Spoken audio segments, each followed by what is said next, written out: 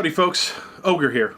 After recovering from a relaxing related concussion, I had a furious fever dream where I talked about Princes of the Apocalypse by Wizards of the Coast. It came out in 2015, the third full adventure for Dungeons & Dragons 5th edition. So, what is Princes of the Apocalypse?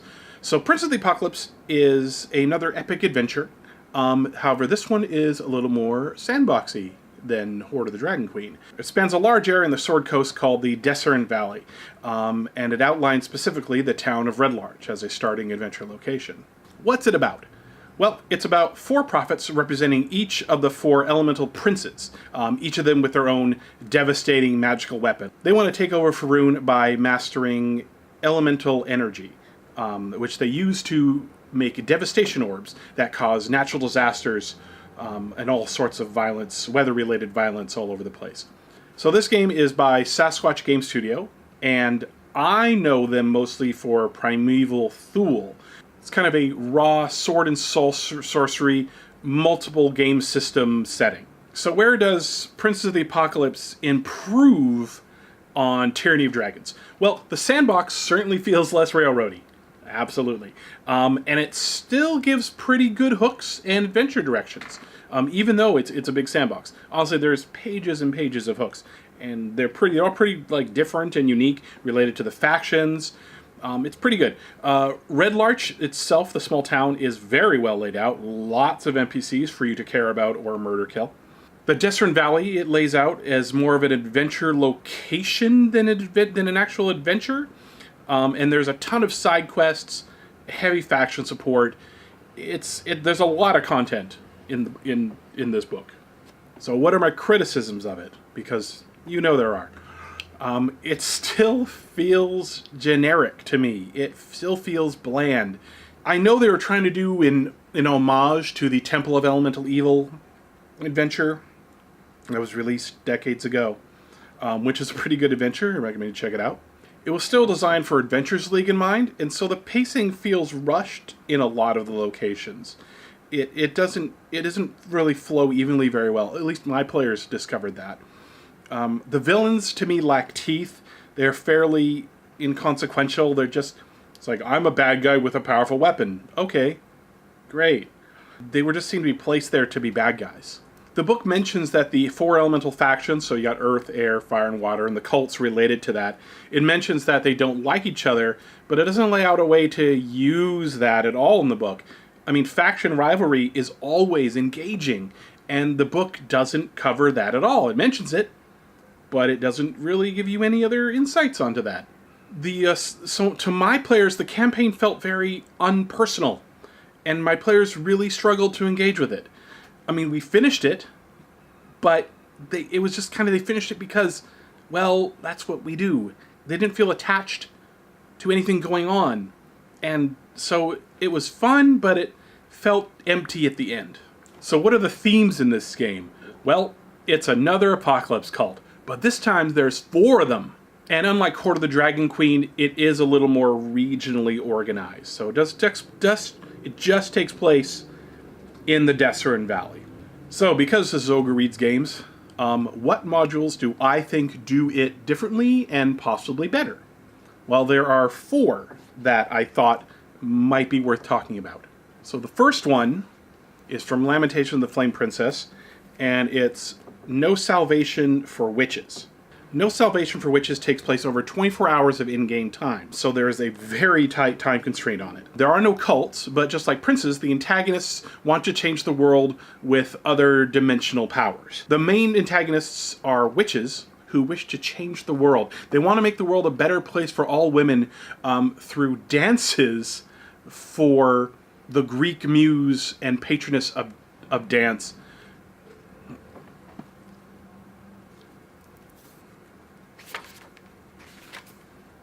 Terpsichore. Terpsichore. Yeah. Terpsichore. Terpsichore. Terpsichore. A Greek goddess, the Greek muse and patroness of dancers. So these witches are tapping into this otherworldly power, which doesn't come from a Greek goddess. You find out about that. and they're causing these reality-changing weather patterns that bubble out from the source. It's a very quick module with horribly deformed monsters from these reality-changing bubbles that are coming out from them, and the players can either help or hinder the witches. It's got a lot of very adult themes, but it has a lot of personality, and it stays very true to its 17th century setting. I mean, these witches, basically, they want to smash the patriarchy. And because of that 24-hour time frame I told you about, there is such a sense of urgency to it. And I found it really fun. So the next module I want to talk about is Better Than Any Man, also from Lamentations of the Flame Princess. Now, Better Than Any Man was a release for Free RPG Day, and it is probably one of my favorite adventures. The main adventure focuses on the city of Karlstadt, which is taken over by a group of witches. Now, the game's setting is October 1631, and the armies of Gustav Adolphus, the Swedish king, are advancing through that area of the Holy Roman Empire. That's its setting. This is also a time-sensitive storyline, but instead of 24 hours, it takes place over a week. There's a very strict timeline of events where the Swedish army will go from place to place to place in this amount of time. So you are encouraged to track time. But like with NSFW, that does create a sense of urgency. So the main antagonists are a group of 7 women who came together. They're all kind of these marginalized, part of these marginalized group of women. Each come from a different social background and economic class. And they all banded together to cast one spell, a spell to change their town and society for the better. So they have officially taken over the town of Karlstadt and changed all the laws and everything. But unbeknownst to them, their powers come from a forgotten insect god, and some members of the group and others in the area are trying to reestablish the worship of this insect god. So there is a cult to the insect god involved in this.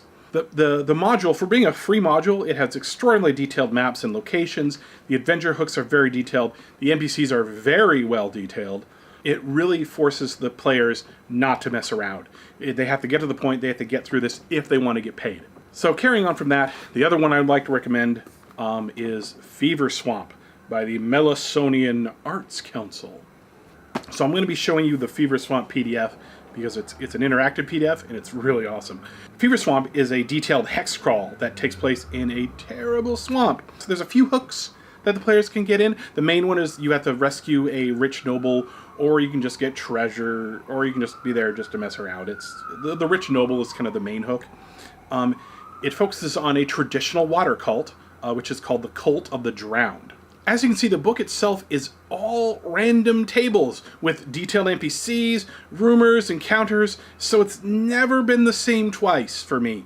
It gives you a ton of tools just to explore a location and let the adventure happen instead of dictating it in detailed text blurbs. There is no detailed descriptions of the location. It's just, you go to this hex, here's what you randomly see here, here's what you encounter, let the story begin. And that's how it plays. And it comes out with some really good stuff. Lastly, we're going to deal with one last book from Lamentations of the Flame Princess called Fuck for Satan. So in Fuck for Satan, you deal with the classic archetype of the satanic cult has stolen the village's children. But it's not really about that. It's a very tongue-in-cheek adventure, obviously, if it's called Fuck for Satan. I feel it's more of an allegory or a criticism about religious ideas and people who will believe anything. The adventure itself is short, and like I said, it is a little more traditional, with the exception of the twists in it. As an example, it has a alien penis monster in it, and yeah, I don't suspect it was meant to be taken super seriously, but it does have similar themes to Princes of the Apocalypse, so I thought it was worth mentioning. Anywho, that's Prince of the Apocalypse and the other modules that I recommend like it. Check them out. I'll put the links down to where you can get them below. Thanks for watching. I'd love to hear your thoughts about these. Are there any modules about cults that you really like that I missed, that I didn't talk about? I'd love to know. Please, let me know. I want to know. I have to know. You can find my website at ogreplaysgames.com. I'm also on the Twitter and the Facebooks and all that stuff. Hit me up. Anyway, I think I hear the missus coming home from her full contact origami meetup, so I'll have to catch you later. Anyway, keep playing games. Good night.